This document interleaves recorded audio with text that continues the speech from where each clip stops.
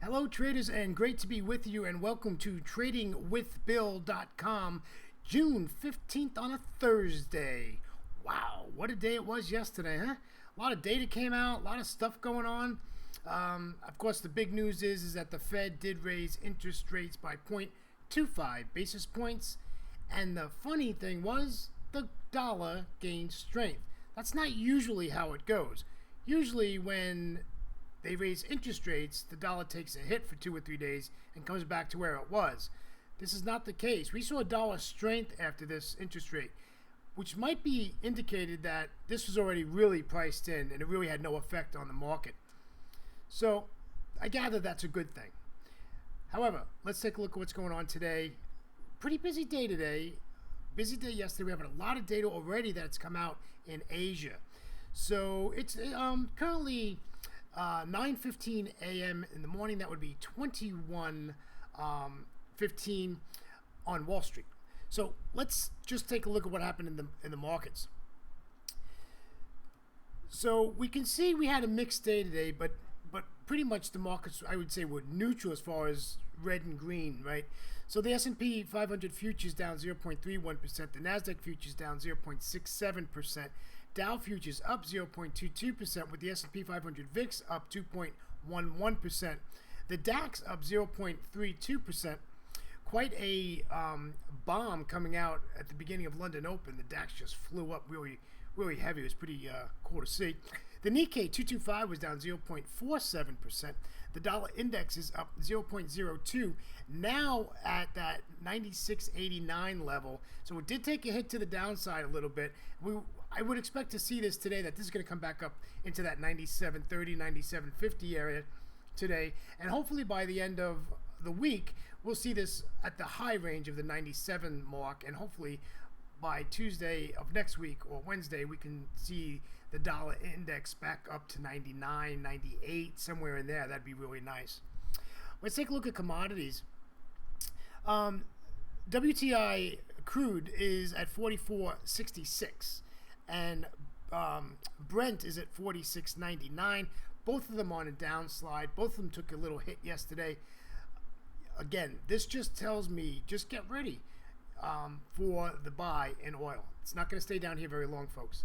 We've been about a little over a week now. We've been below the $50 a barrel mark, and I expect to see this come back up and stay level at that $50 mark. So we'll keep an eye on that. Natural gas is flat across the board, and U.S. coffee is down 0.50%. Let's take a look at what's going on as far as what's going on, for data today. All right, here we go. So already today we had, of course, the interest rate decision came out. They raised it 0.2 basis points. New Zealand had GDP, quote unquote, a bad number, 0.5 versus 0.7. Australia had unemployment change, came in good, 42.0 versus 10.0. And let's see, unemployment rate out of the Aussie was good, 5.5 versus 5.7. As we move on into the day, we have the Swiss National Bank interest rate decision comes out today in London. It's about 30 minutes after the London Open. All right. And then you got a governor speaking out of there. We've got trade balance today in the euro. We also have Eurogroup meeting today. They had that like last month, and really nothing came out of it. So not expecting anything there. Great British Pound has Bank of England interest rate decision today. They're expecting it to stay at 0.25.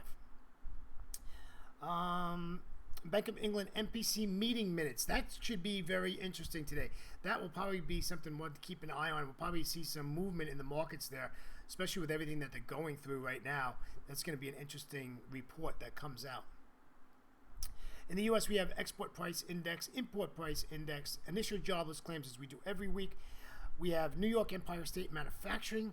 I like those manufacturing numbers. It does move the market. It's pretty interesting. I really enjoy those numbers. The Philly Fed Manufacturing, which has been around a long time, and that's a high impact news event today. What else do we got? Manufacturing sales out of Canada today. Yeah, a lot of data today.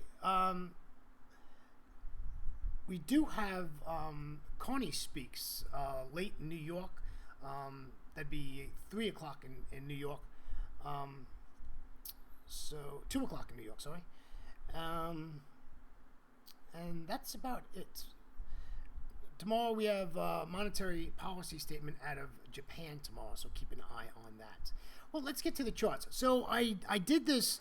I looked at my charts today, and you know, one thing that I grabbed me was, listen, this stuff is just flat, right? This stuff is flat, and entries are so vital. And we just have to watch this and just make sure you got good resistance or good support. You know, we move down to a 30-minute chart to help us get a little earlier entry, not necessarily a precise entry, but an early entry. So I think I took a lot of stuff off my charts yesterday. Here's the euro. So this is the interest rate decision here, and this just collapses, right? This just comes right on down here, which you would think would have been the opposite, right? You would think this would have been euro strength and pulled it way up. Didn't work that way. Now we're on this, you know, congestion here, and the big thing is we got all the EMAs intertwined, right? We got the 20, the 5, and the 200. They're all in the same area. They're all intertwined. It looks like a bowl of spaghetti. Nothing to do here. If you don't have angle and separation, even if it's a little, don't do nothing. Just let this go. What's my bias? It's bearish. I want to sell this. Okay? Want to sell this for sure. And as my good friend would say, this is an L for lower. Right? L for lower. Continue to the downside. And like I said, I'm bearish. I want to sell this. So nothing to do here. I don't even have a trade plan for this because I'm not interested. There's nothing here for me to do. This needs to either come back up, which I would like it to do, and then come back down again and we can take it out. But I'm not going to trade into the 200, the 5, and the 20 EMA. Okay? All right, let's take a look at the pound today. So the pound, we can see that I took this trade, and you can see it on my chart. So I took this trade in Asia, and what I did was I took the trade plan was if this trend line had a close below the trend line, I would enter the trade to the downside. It's a tiny position. It's a very small position. The trade is all about how we're going to adjust for the next 8 weeks of summer. How are we going to adjust for the next 8 weeks? How are we going to trade? So I'm doing a lot of work on concentrating on where and how we're going to get in and out of these trades and do it safely and not have a big drawdown. So you can see that this trade is more than a 2-to-1 because the stop, we got in at 27.30, but I got in earlier than that. It's like more like 20. But my stop is 27.80, right? Yeah, 27.80. It's at the top of this wick right here. 27.80 is my stop.